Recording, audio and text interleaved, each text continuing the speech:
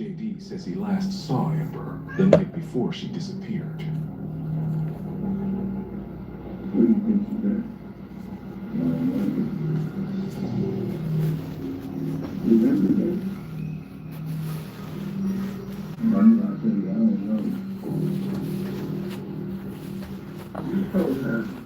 Quintanilla tells JD that he's already interviewed his female friend.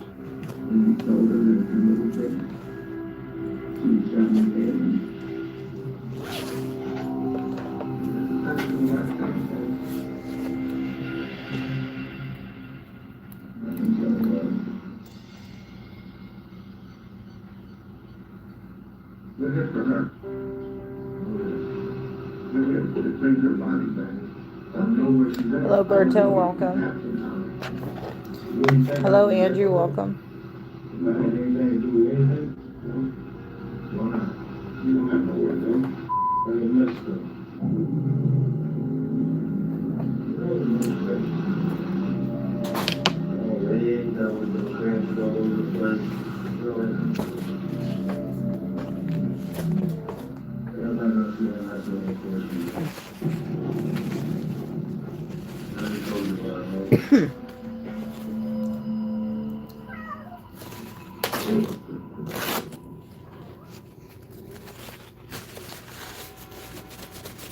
He was starting to kind of not like me. Go on.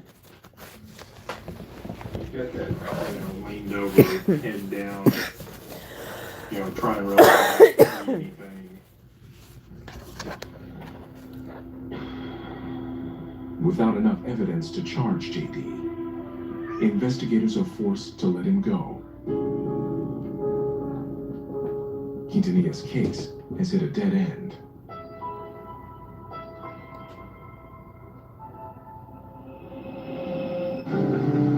Meanwhile, volunteers from the community start their second day of searching for Amber. I think everybody's getting more and more focused. They get more determined. We're gonna find her. I mean, I'm determined that we're gonna find her. They can pretty much see that creek bed all the way down.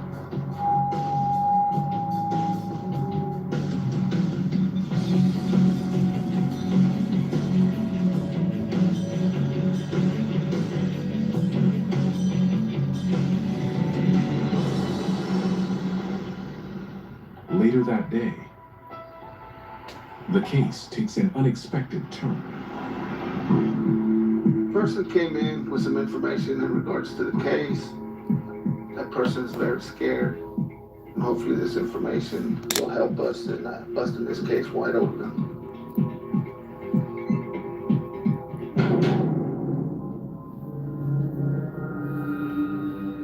I really appreciate you coming in.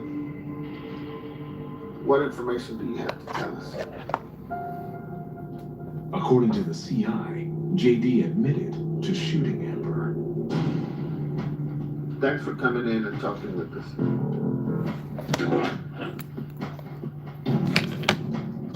I believe we have enough to arrest JD. I'm gonna bring him back in, and maybe this time he'll tell us where Amber is. The team heads out to pick up JD.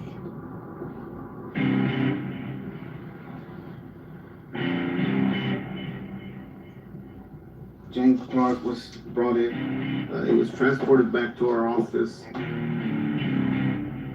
He's already in his guilty slip. And here he lay down on the floor and passed out.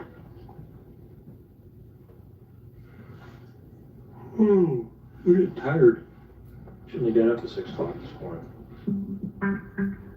After working for 17 hours straight, the team grabs a quick bite. I don't think he's not talking. He wanted to talk. You have to get the location of the body out of him, Russell. Hello, I'd like to see John. the body. Hello, John. Welcome. With me, every time he looked at me, he would tense up and get mad. And with you, he was talking pretty good. We'd definitely like to locate the body, give the family some closure. That's what's actually missing at this point in time.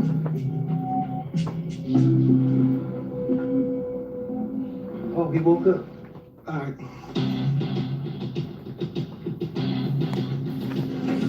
Hello, Chris. Welcome. James, listen up, brother. I need to talk to you real quick, okay? Tell you what's going on. You understand? I don't even Yes or know my no? name. Don't even know All right, let's do what, anything. James. Let's go and start. Put that shirt on right. Put your arms in that shirt correctly. We're gonna sit here like gentlemen. My main concern is about Amber. You understand? You would tell her where Amber's located? This is your opportunity right now. I told you yesterday when you asked me the questions, you let me go for. We talked to some more people, James, okay? We want to know what happened. This is your opportunity to clear it, James. You want to at least show these people that you're remorseful for what you did? Hello, James, Brian. right now, Amber's Welcome. gone. There's no bringing her back.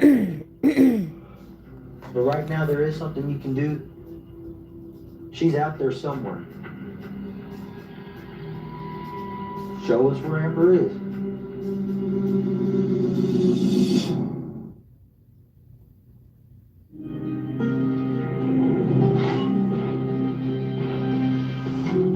In the murder of Amber Elkins, the Harris County Homicide Team has their suspect. Now, they need Amber's boyfriend to tell them where he left her body. Show us where Amber is.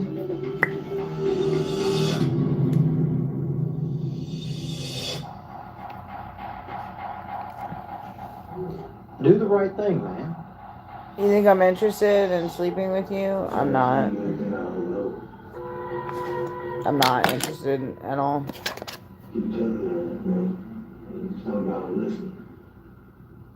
All right. I'll just take that as you don't give a damn. Well, we're done with you, man.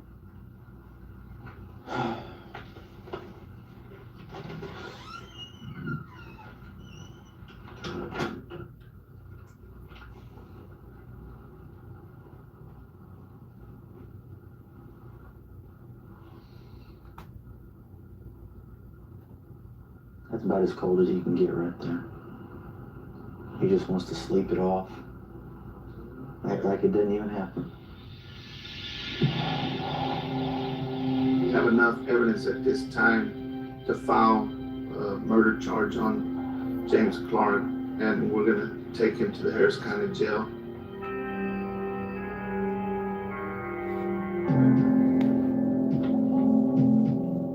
Hi, Sam. Hello, come play. Welcome.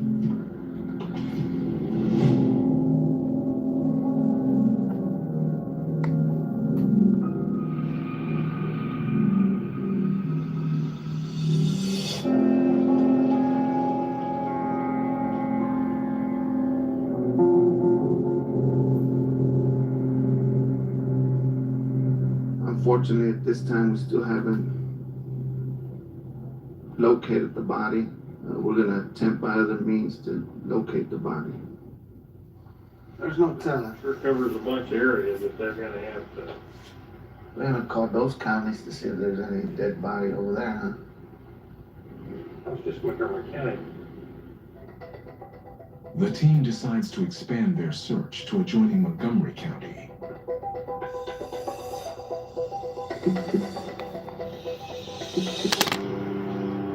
Two days later,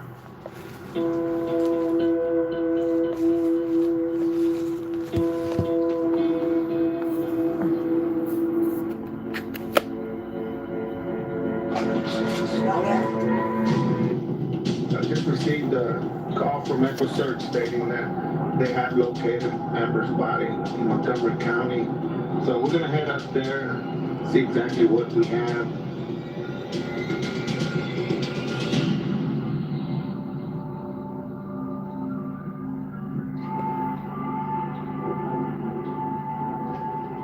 Actually went over the bridge and got a little bit what they thought was a foul odor and stopped and looked at it, and there was her body. Amber's body has already been removed from the scene. So what side is she on?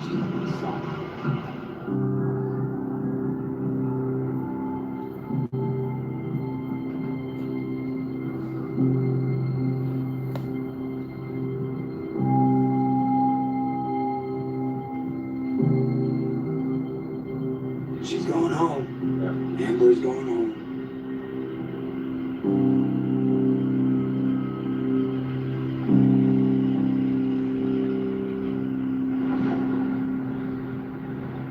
Mr. Elkins? Yes, sir. Hey, how you doing? This is Quintanilla. Quintanilla notifies Amber's family. James Clark is arrested. Really? We have a good solid case against him. That's all I want. Hello, Derek. Welcome. Thanks for all the hard work y'all put in. Okay, thank you. All right, bye. It's a good feeling that you were able to give the family some type of closure, but you have a 20-year-old female that lost her life, and now you have a child out there that's not gonna know her mom. And of course you have the grieving family that's hurting right now.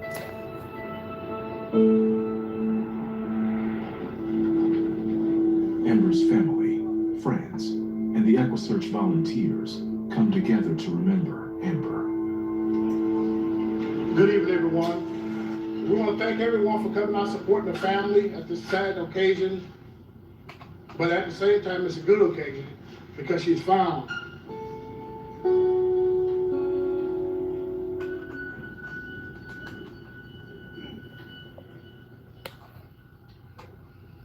It's been the hardest week of my life.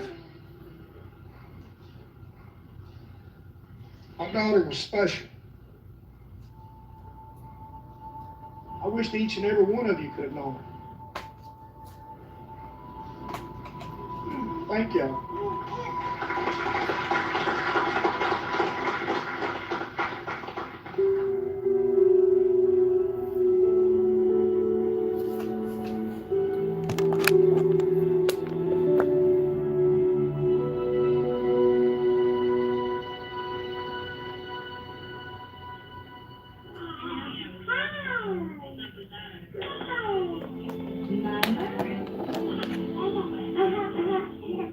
Hello, hello, Jam. Hello, Justin. Welcome.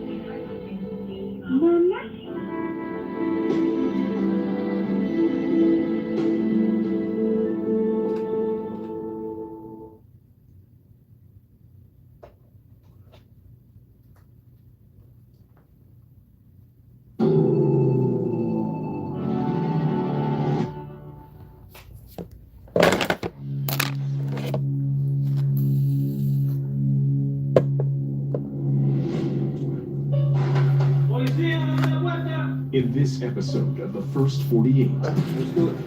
Ready? Miami detectives find a man viciously stabbed in his home, Look here. The victim's phone's gone. but with no witnesses. Back it up. Right there. Will they find out who killed him? This could be our guy. Then, in Birmingham, You got into an argument. a mechanic is shot dead in the street, I get guns out. Oh, and detectives need to act fast We on our way. when they learn their suspect is on the run. Come on with your hands up, come on now! For homicide detectives, the clock starts ticking the moment they are called. Their chance of solving a murder is cut in half if they don't get a lead within the first 48 hours.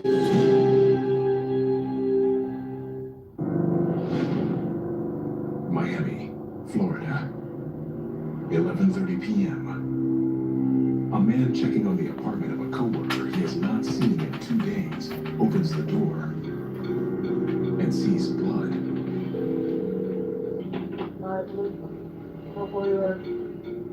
He calls 911.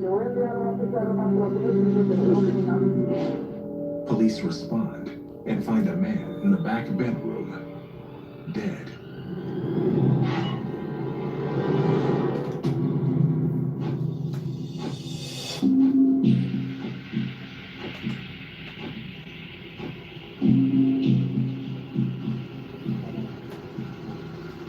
This murder is definitely gonna be ours. So it's definitely gonna be a whodunit. Detective Kevin Ruggiero, a Miami native and a 5-year veteran of the Homicide Unit's Team 5, is the first to arrive at the crime scene. We need your Spanish here, Papa, because this is in the southwest section. You might want to sharpen up in your Spanish. It might help you out being here in Miami. Maybe you can teach me a little Spanish. How about that? All right, buddy. Hello, Eddie. Welcome. Detective John Lasinke is a 5-year veteran of the Miami PD. He's been on the Homicide Unit's Team 5 for 6 months.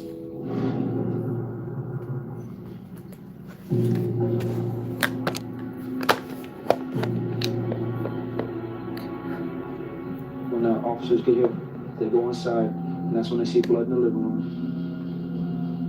The victim has been there for a while, at least a couple of days. Good morning. How are you?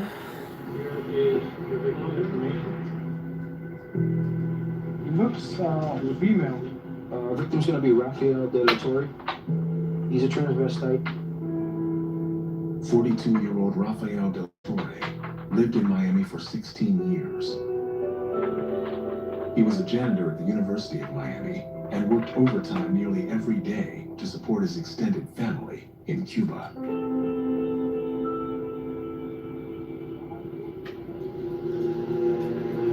A victim supposedly met some new younger male, a white Latin male. According to the coworker, the victim had just met a young man who had recently moved from Cuba. They met him on Sunday. Monday, they don't hear from the victim anymore. Unless we can find who this guy is, we get fingerprints, I think he just came from Cuba. We're not gonna have anything on him. Don't be pessimistic. We're gonna have everything we need behind that door.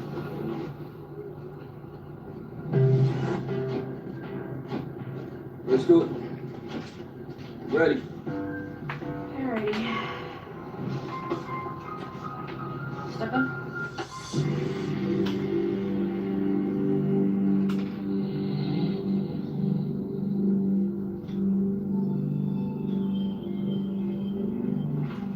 What is that, my stab one?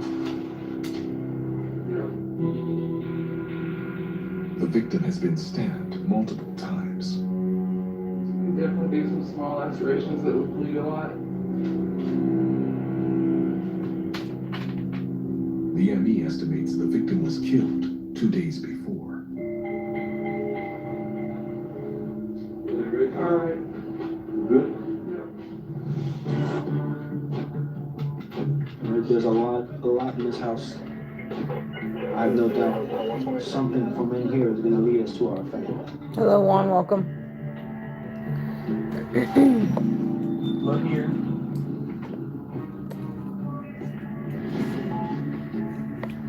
Dad, it's like a print, yeah. Yeah, shoot.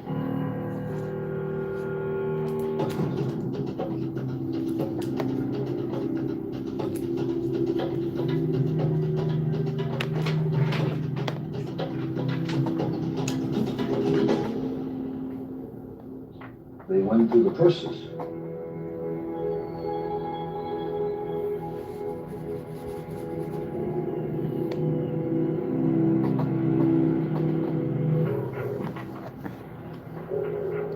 You got a receipt. They find a receipt from the nearby supermarket. It's dated the day before detectives think the victim was killed.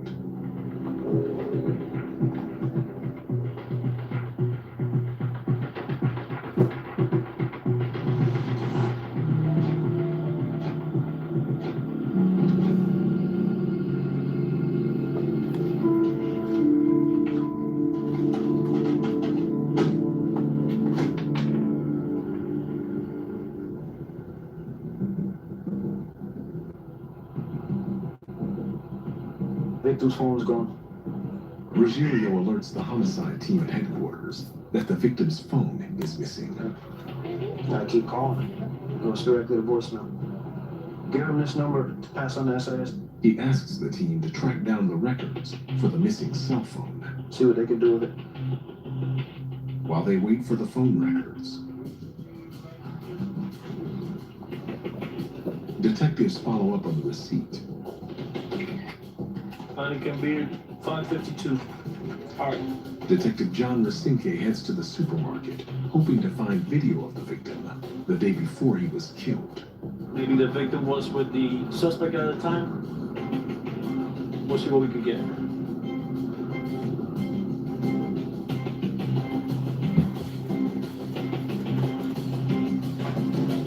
¿Quién tiene acceso a las cámaras para yo poder ver algún video? Gracias.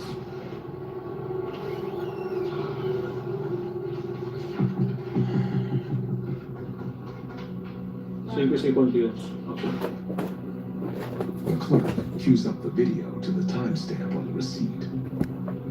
Y ahí son exacto las 5:50. You saw it? Back it up.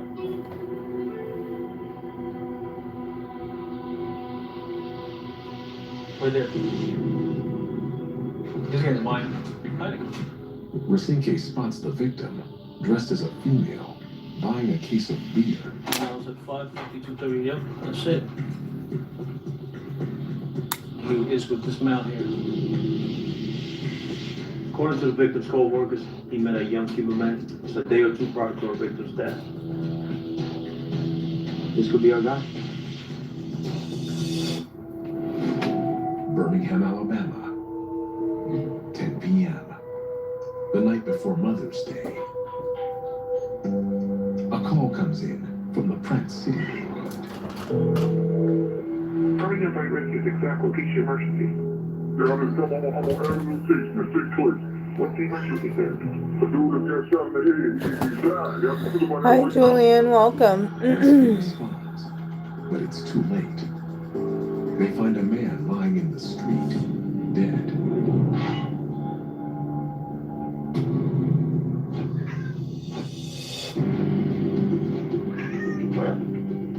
I got the call, so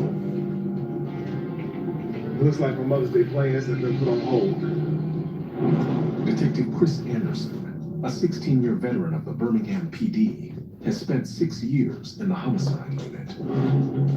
I had made plans to, cook down for my family, my wife, my mother. I enjoy doing stuff like that. Most of the time, that's the highlight of the days. Hello, Elle. Outside Welcome. the kitchen.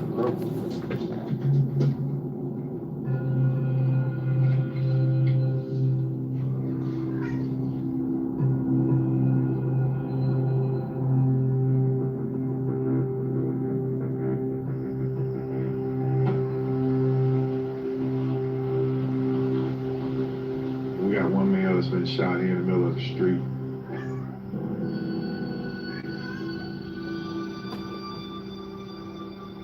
It appears like he got some sort of jack or something up under him. I think his mother's been already out here on the scene and has already identified him. The victim is 53-year-old Cornelius Ellison. He was a mechanic who made house calls.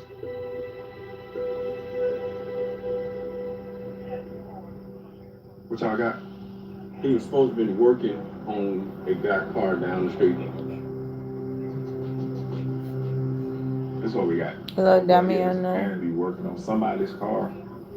He got into a Damien. argument with the suspect. Got 2 witnesses that are up at the building now. The team searches for evidence of the shooting.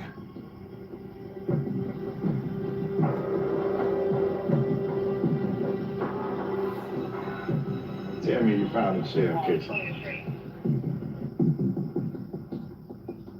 But they come up empty.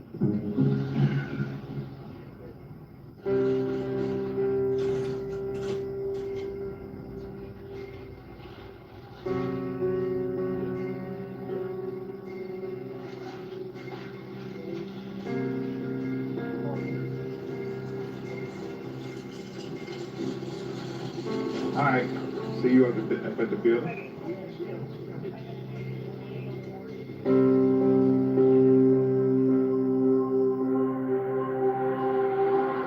So far, we got a couple witnesses out on the scene. They've already been taken back to the building. Maybe these witnesses will give us some help. See if we can find out what actually happened to the victim.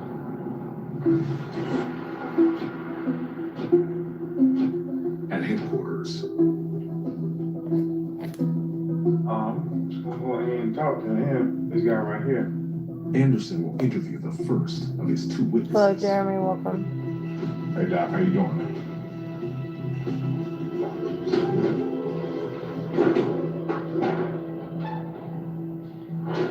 Right here. Crazy, man. Okay. Why you come over to your house? You can't bring me that. The witness says the victim and a couple of friends were working on his car. Big piece of time. Okay. The witness says he went inside his house while the Hello, victim everybody. walked home. You know what I'm saying? And so, 2 or 3 behind your guns out. Boom. He says after hearing the shots, he ran to the window and saw Cornelius on the ground and another man standing over him. I see him. With the Jeep in my hand. You see who? The dude. Well, who is it?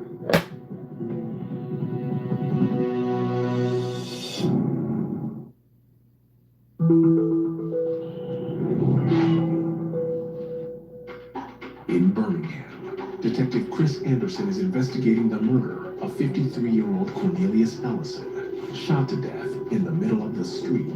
Now, he needs to find out if a witness knows the identity of the shooter. Well, who is it?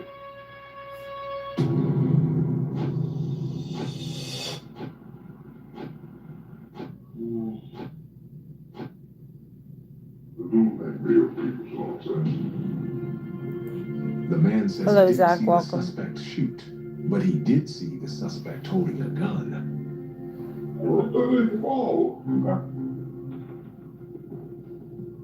put the pistol back in the trunk and get in the car and pull off. If you see him again, would you recognize him? Yeah. Okay. What kind of beef you have on there right now? I don't know.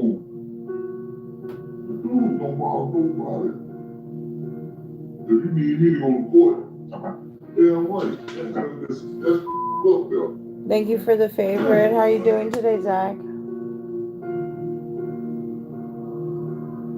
gonna get you out of here, okay? Did the first witness see anything? Yeah. Melvin Peoples. Detective Henry Lucas enters the suspect's name in the database.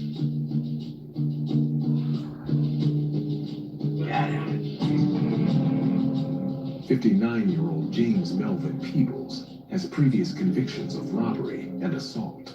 Everybody probably called him Melvin, but his real name is James Melvin Peoples.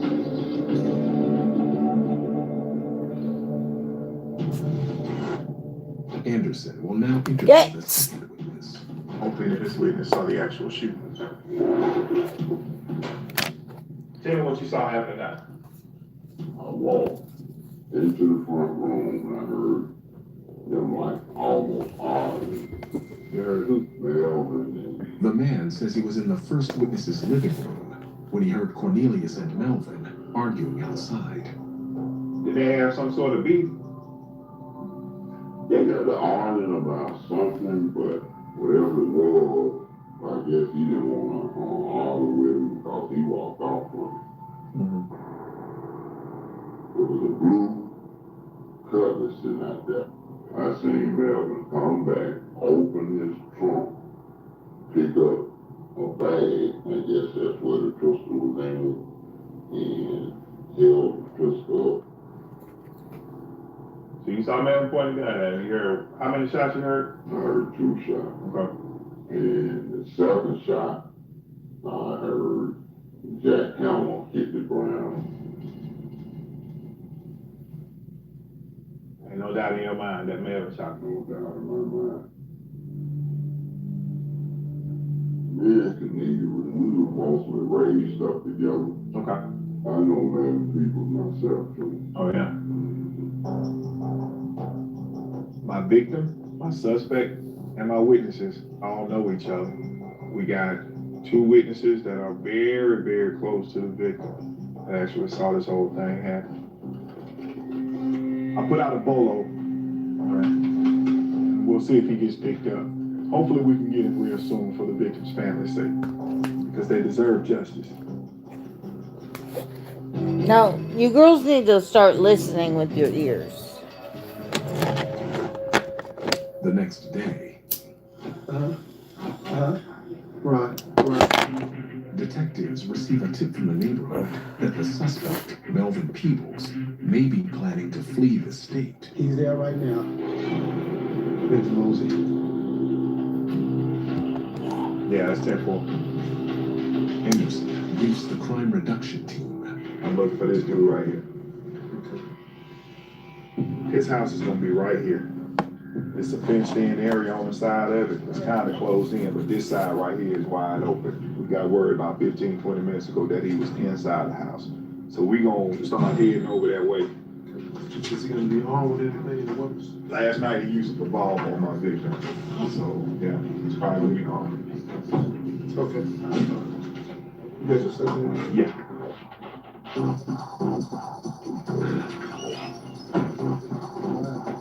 We on our way. We're coming through JO now. He's there right now. Okay, then. All right, hold on. 705. Over 719 and several markings from West Precinct. Natural to the whole unit this morning after you. Got confirmation he is still here. Yeah, he's supposed to be on.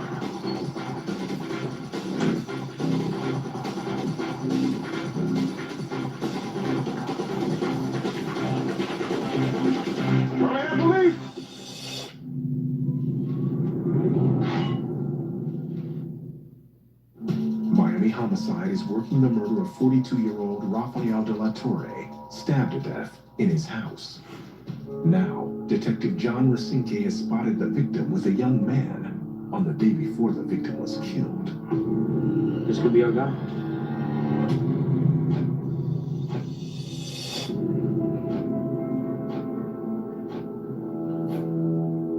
Rasinke looks through the footage for a cleaner shot of the young man. They're buying a whole case of beer, so they probably hung out together for a while.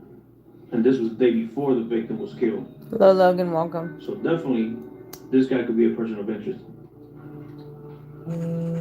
I just wish we had a better image of his face.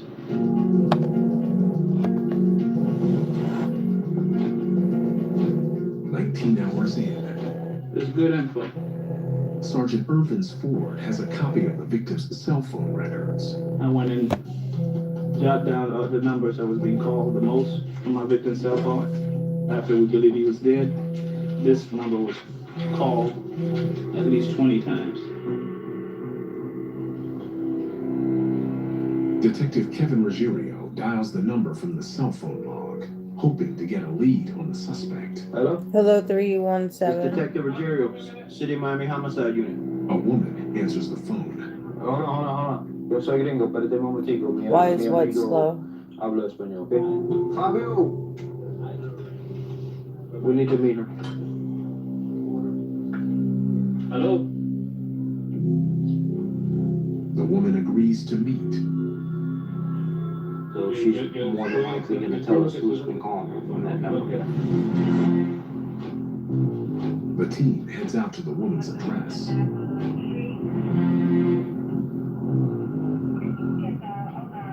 29 is the next one. That's it. Next stop there.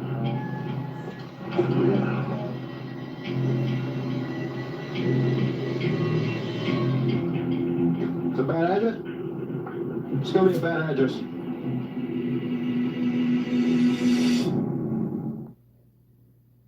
Yes, I'm from America.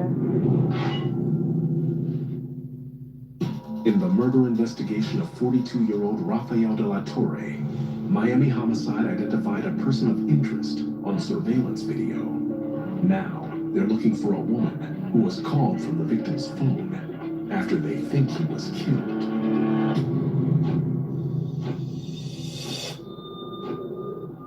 It's a bad address? It's gonna be a bad address. They turned the phone off. Yep. Whoever this person is, though, that we spoke to on the phone, knows who was with our victim. They spoke to him 20 times from the victim's phone. The phone's off, so we're gonna have to figure out another way to track her down. It's frustrating because I think we're on the right track and we're getting closer to the suspect. We just need to figure out a way to ID him.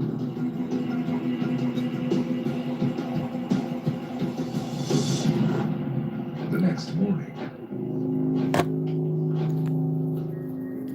At this point, we have to follow every lead. Detective John Rasinke turns to items gathered at the crime scene. They got this receipt here from Bank of America, from the victim's residence. Rasinke hopes the bank can tell him if there's been any activity on the victim's account since his death. If the suspect used the ATM, there should be video at the bank.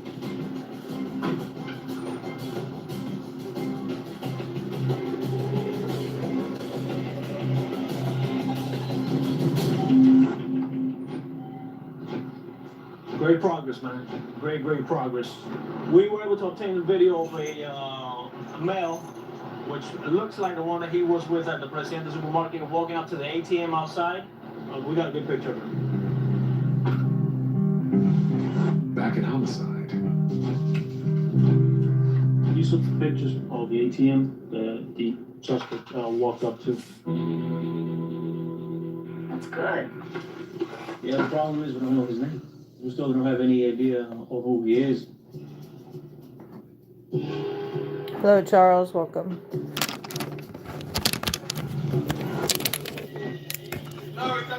and later that afternoon, Remember the number that called a million times? Sergeant Irvin's Ford says they traced the number dialed from the victim's phone to an address. There's only two people that live in that house, him and his mother. No, show the other picture. The team compares the man's picture with the photo from the bank ATM. Look at the scar. His hair is just longer. Hey, how do you see his car? Oh, right there. Oh, The homicide unit has identified their suspect. This has got to be the same guy. has to be the same guy, man. See, that's right. The 24-year-old suspect came to the U.S. from Cuba 8 months earlier. Got a possible address. Ford calls in the fugitive apprehension team to help with bringing in the suspect. We're gonna hit the house. Because he lived there with his mom. Right. Thank you, everyone, for watching. Go ahead, go, so I'm finishing ready for work. But I will be back with y'all later. This might be this mystery man that our victim